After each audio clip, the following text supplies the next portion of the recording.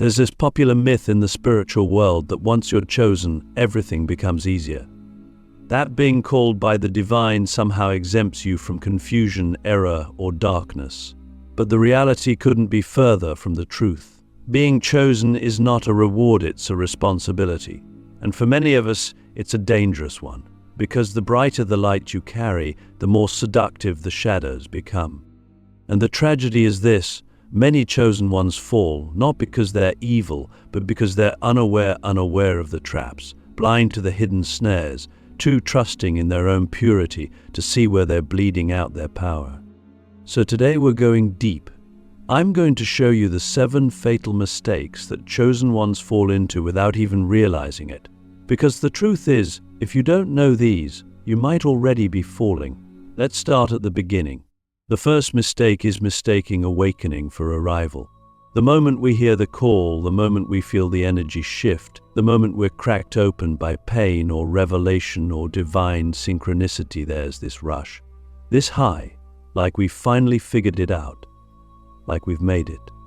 But that feeling is dangerous, because awakening is not the finish line.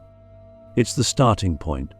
And when we confuse the beginning of our journey with the end, we stop evolving. We stop questioning. We stop humbling ourselves before a mystery that is always unfolding. The chosen who fall the hardest are often the ones who thought they were already there. But no one arrives. The soul is infinite. The path is endless. And if you ever think you've made it, you've already started to slide. The second fatal mistake is trying to save others before saving yourself. This one is subtle because it looks like compassion on the surface. You wake up, you see the matrix, you feel the suffering of the world, and your heart breaks. So what do? You leap in to help. You want to heal everyone, fix everyone, wake everyone up. But here's the truth: if you haven't fully anchored your own energy, cleared your own trauma, stabilized your own frequency, you are not helping others. You're bleeding into them. You're projecting your unrest onto their process. And worse, you're delaying your own embodiment. You can't lead from an unhealed place. You can't carry someone through the fire if you haven't walked through your own. So the real question is, are you serving from wholeness, or are you rescuing from pain? Now, the third mistake is insidious. It's spiritual bypassing disguised as positivity. We've all seen it. We've probably done it. You know what I mean? Everything happens for a reason. Just focus on love and light. Don't lower your vibration. And while there is truth in those phrases, they become poison when they're used to avoid the shadow. The chosen ones are supposed to be the bridge between light and dark, but too many of us only want to live in the light. We avoid our own anger, our own wounds, our own grief, and we call it high vibration. But it's false light. It's fragile. Because the real power is in integration, not avoidance. You are not here to escape darkness. You are here to transform it. And that transformation starts in you. The fourth mistake: confusing spiritual gifts with spiritual maturity. This one can be fatal, especially for those who are naturally psychic, intuitive, or energetically sensitive. You start getting visions, downloads, maybe even healing abilities. And because it's so powerful, you think it means you've evolved. But let me tell you something. Gifts are not proof of growth. They are tools. That's it. You can be gifted and still be deeply wounded. You can channel light and still be operating from ego. You can speak truth and still be blind to your own shadow. Spiritual maturity is not about what you can do, it's about how you live, how you treat people, how honest you are, how deeply you've looked into your own pain. Your gifts are not your identity. Your integrity is. The fifth fatal mistake is attachment to identity, even a spiritual one. Once you start walking the path, it's easy to build a new persona around it. You become the healer, the guide, the awakened one. You start posting content, gaining followers, becoming a voice. And slowly, without realizing, you begin to protect the image more than the essence. You filter your truth to maintain your brand. You repress your struggles to appear enlightened. And in doing so, you lose the very authenticity that made you chosen in the first place. This path is not about becoming someone. It's about unbecoming everything that isn't real. So I ask you, who are you when no one's watching? Who are you when your title is stripped away? The sixth mistake: isolation disguised as sovereignty. We tell ourselves we're lone wolves, that we don't need anyone, that our path is too unique to be understood. And while solitude is essential at times, isolation can become a trap, because we're not meant to walk this alone. The chosen are not solo heroes, they are nodes in a web, a community of souls here to hold the grid together. But pride, pain, or past betrayal can convince us to stay separate. And the longer we do, the more distorted our truth becomes. You need mirrors. You need feedback. You need communion. Sovereignty isn't isolation, it's interdependence with boundaries. So ask yourself, have you shut people out in the name of strength? And finally, the seventh and most dangerous mistake is forgetting why you were chosen in the first place. This path is not about glory. It's not about personal power. You were not chosen to escape suffering, you were chosen to alchemize it, to walk through fire and come out with wisdom, to be a living bridge between worlds. But the ego is clever. It starts to feed on attention, on influence, on validation. And slowly, the mission becomes about you. That's when the fall begins. Because the moment your purpose becomes self-centered, you disconnect from your source. And when that happens, your power becomes toxic. No matter how gifted, no matter how awakened, the chosen who forget their why always collapse. So now, let me ask you, which of these mistakes are you making without even realizing it? Where have you drifted? Where have you dulled your awareness? Because the truth is, being chosen doesn't make you invincible. It makes you accountable. And if you're truly chosen, you'll have the courage to face the parts of yourself that aren't aligned yet. Click subscribe to this channel to get more profound spiritual lesson. Most people think the greatest threat to a chosen one is external dark forces, spiritual warfare, betrayal, or even the weight of their mission. But in reality, the most dangerous enemy is the one we rarely confront. It's not the demon in the room. It's the one in the mirror. And what makes it so dangerous is that it doesn't scream. It whispers. It doesn't come to destroy you violently. It convinces you gently to lie to yourself. And that's how chosen ones fall, not because they were overpowered, but because they slowly began to believe their own illusions. Self-deception is subtle. It cloaks itself in good intentions.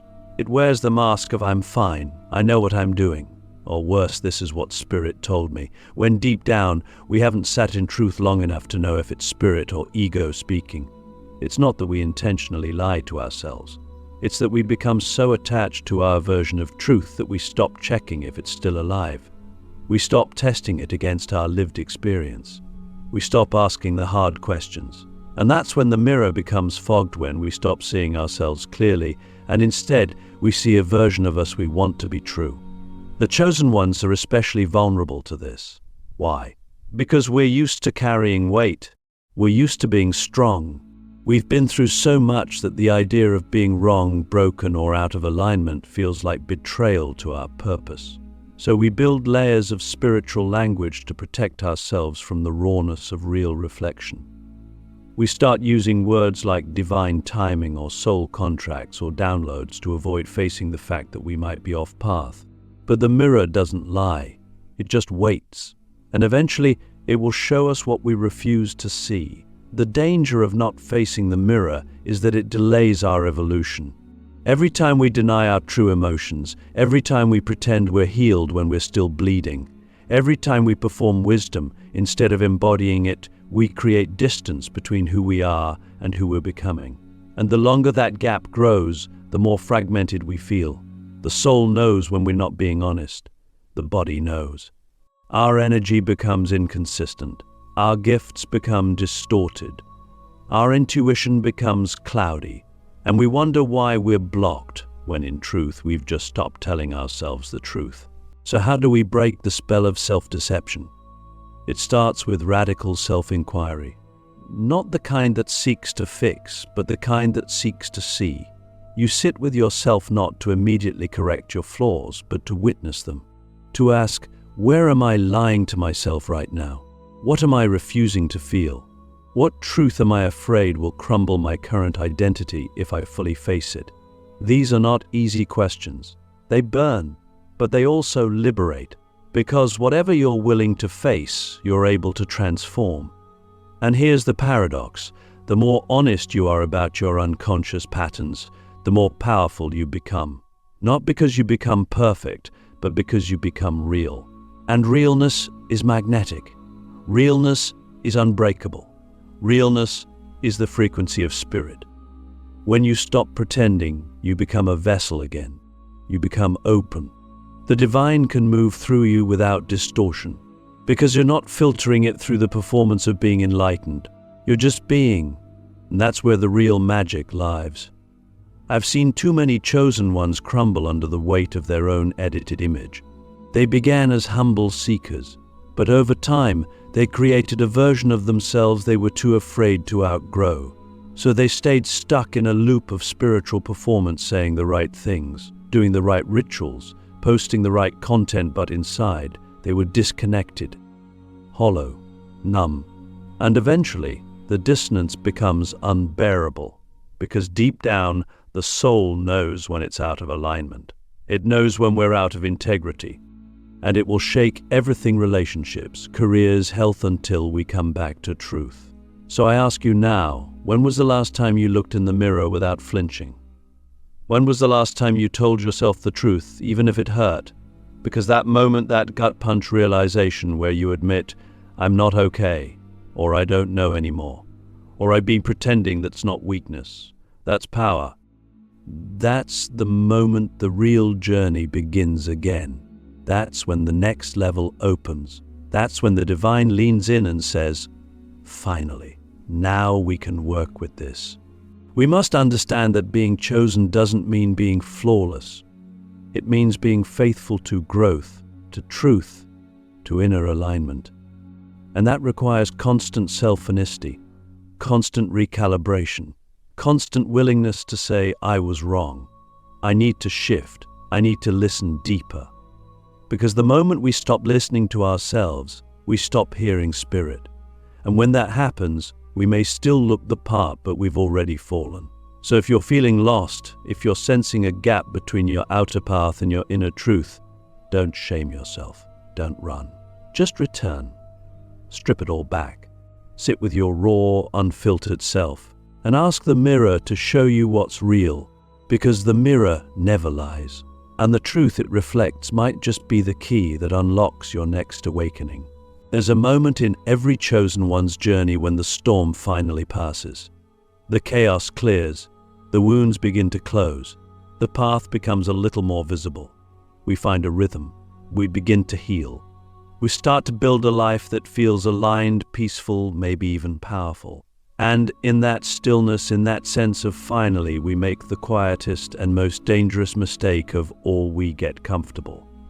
Not because we're lazy, not because we've lost faith, but because after so much pain, comfort feels like safety.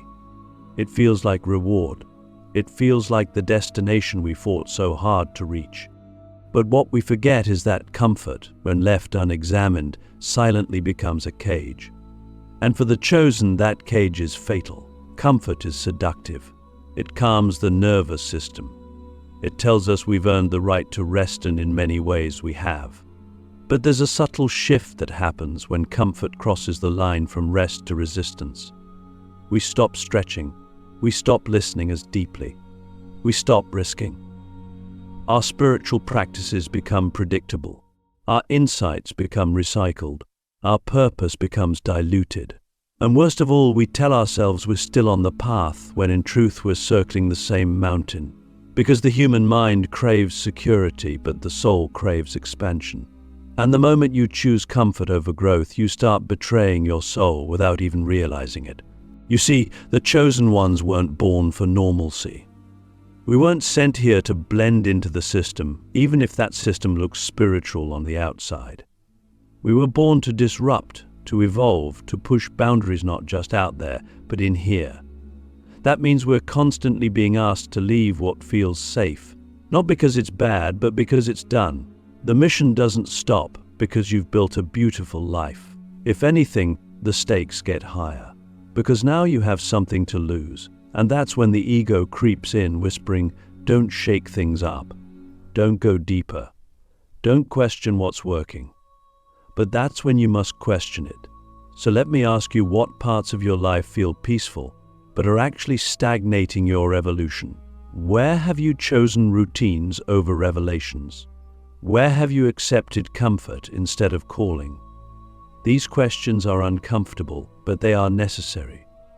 Because the soul doesn't care if your life looks good on paper. It only cares if you're becoming who you were sent here to be. And becoming requires burning. It requires shedding. It requires walking away from what once served you, because it no longer stretches you. And that's the part no one warns us about, that the path of the chosen is not just about surviving pain, it's about outgrowing pleasure. Sometimes the deepest sabotage doesn't come from darkness, it comes from light that has gone stale, from joy that has turned into numbness, from routines that once centered you but now contain you. That's the paradox of growth. We outgrow even our own freedom. And if we're not paying attention, we start mistaking stillness for stagnation, peace for paralysis. That's why comfort is so dangerous. It doesn't scream, it soothes. It tells you everything's fine while your soul is slowly falling asleep. The antidote: relentless self-honesty, constant listening, courageous disruption. You must be willing to walk away from the very things you prayed for if they begin to limit your evolution. You must be willing to say, this version of me was powerful, but it's time to release it. That's what keeps your path alive. That's what keeps the divine current flowing through you. Because the chosen are not meant to stop moving. We are rivers, not ponds. And the moment we settle for the shore, we begin to dry up. So I'll leave you with this. What comfort are you clinging to that's keeping you from your next transformation? What have you labeled as enough that is actually a ceiling in disguise? The truth is, comfort will always offer itself. But for the chosen, true fulfillment only comes when we keep choosing growth, even when it costs us everything we've built. There is a final, quiet fall that happens not with noise, but with distance. It doesn't come through failure, scandal, or even loss. It comes when the chosen begin to drift so far into their mission, their gifts, their spiritual identity, that they forget something essential: they are still human. And in forgetting their humanity, they lose the very ground that their divinity stands upon. This is the most tragic mistake of all, because it's almost invisible. It's the kind of fall that looks like ascension. It feels like transcendence. But in truth, it's a slow disconnection from the soul's deepest purpose, to embody the divine through the human, not in spite of it. We don't talk about this enough. In the pursuit of higher consciousness, it's easy to start seeing emotions as lower vibration, needs as distractions, relationships as attachments, and the body as a burden. We begin to identify more with being a teacher, a channel, a vessel, and less with being a person. And slowly, without realizing it, we begin to spiritually abandon ourselves. We stop nourishing our humanness. We stop tending to the small, earthy, tender parts of us that cry, laugh, bleed, and love. We stop grieving. We stop playing. We stop being real. And in doing so, we become something other than whole. We become hollow. The chosen were never meant to escape their humanity. We were meant to redeem it, to walk with our feet on the ground and our eyes toward the heavens, to hold the paradox of being infinite and fragile, divine and wounded, light-filled and still learning. But when we forget that, we start performing spirituality instead of living it. We start giving advice we no longer practice. We start floating above the people we were meant to walk beside. And the more disconnected we become from our own humanness, the more disconnected we become from the people we're called to serve. Because people don't need perfect, they need presence. They need to see that the ones holding the light are still walking through their own shadows, that the ones guiding others home still struggle to find it themselves sometimes, that the ones with wisdom still feel lost on certain days. That's what makes our voice real. That's what makes it trustworthy. Not the illusion of enlightenment, but the embodiment of truth. And truth is messy. It's not always polished. It's not always profound. Sometimes it's just showing up, breathing through the chaos, admitting when you're tired, asking for help, letting yourself be seen. So the deepest discipline for the chosen isn't just prayer or meditation or fasting. It's staying human. It's keeping your heart soft when it's easier to be distant. It's letting yourself cry even when people expect you to lead. It's remembering that your worth isn't in your wisdom, it's in your willingness to remain real. Because the moment you start believing you're above the very human experience you were sent here to heal, you've already lost your power. And maybe that's the real test. Not how high you can ascend, but how deeply you can stay rooted. How bravely you can remain in the world without becoming of it. How gently you can hold others without forgetting to hold yourself. Because if the mission costs you your humanity, it's not a divine mission anymore. It's performance. And performance, no matter how spiritual, cannot heal what only presence can. So I'll leave you with this final question. Have you mistaken your spiritual identity for your soul? Have you become so focused on being the chosen one that you've forgotten how to be human? If so, let this be your return, not to who you were, but to what you always were beneath the story. A soul learning to love through a body. A light learning to burn without leaving the earth. A chosen one, yes, but still and forever human. And that is enough.